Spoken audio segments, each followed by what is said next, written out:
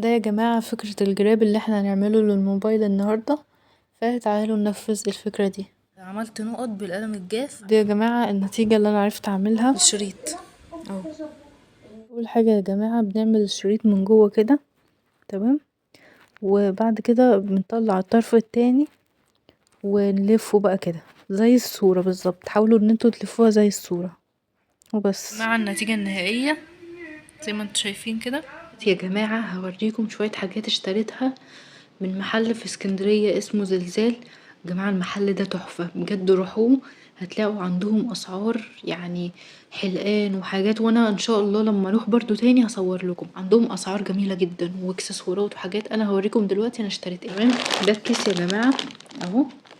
تعالوا بقى اوريكم اشتريت ايه. بصوا، اشتريت الشراب ده ب10، واحلى حاجة ان هم عندهم اشكال كتيرة. تمام، وبعد كده جبت التوكة دي، بصوا حلوة ازاي، وعندهم اشكال كتيرة. دي ب5 جنيه.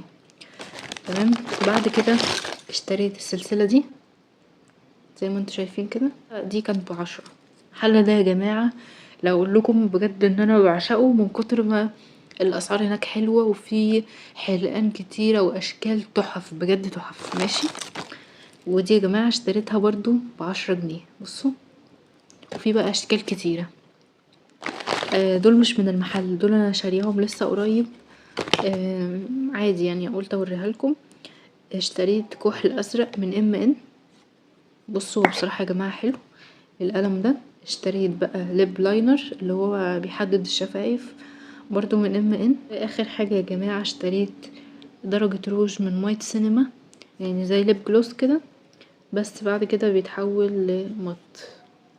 تمام، ومبسوطة قوي باللي انا اشتريته والله يا جماعة. ما كدبش اللي قال انه الشراء للستات ده بيخليهم نفسيتهم تتحسن فعلا والله يا جماعة.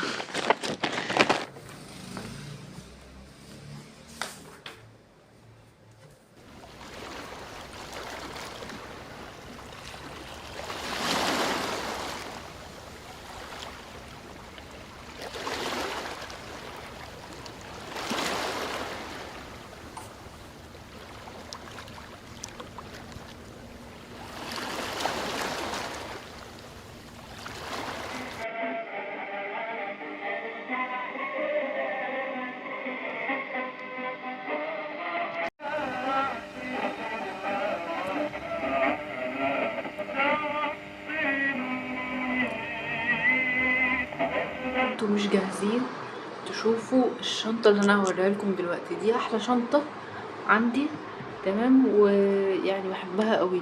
دي اشيك حاجة عندي. مش جاهزين؟ بصوا التحفة الفنية دي. تمام، دي من LV، حلوة جدا ظريفة جدا. اهي تصميم عصري ودهري وكل حاجة. يا جماعة اقول لكم طريقة مذاكرتي وكده بعد ما برجع من الدرس، تمام، عشان انا متأكدة ان في ناس هتبقى عايزة تعرف وكده عشان تطبق برضو الطريقة.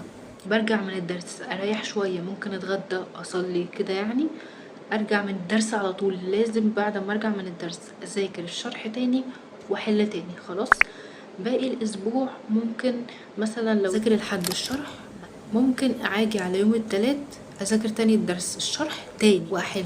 تمام، على يعني مثلا يوم الحد الصبح او مثلا يوم السبت قبل الدرس بالليل ممكن اذاكره مرة كمان الشرح واحل تاني، ويوم الحد برضو قبل ما اروح للمستر اذاكره تاني واحل كده. يا جماعة والله العظيم يعني لما انتوا تراجعوا الجزئية دي 3 4 5 6 مرات في الاسبوع، والمستر اللي جاي لسه هي راجع لكم تاني وتالت ورابع، وتحلوا امتحانات وتحلوا في الحصة والمراجعات النهائية، انتوا كده هتضمنوا ان انتوا حفظتوا المنهج. فدي طريقة حلوة جدا مجربة والله يا جماعة. حاجة جزء من الشرح انا نسيتها او ما فهمتهاش والمستر بيشرح سرحت اي حاجة بتحصل معانا، زي ما قلت لكم بتجيبوا من على اليوتيوب الشرح وتشوفوا الشرح تاني. بس كده، بتمنى يكون عجبكم فيديو النهارده. ما تنسوش تحطوا لايك وسبسكرايب. بس كده، يلا سلام.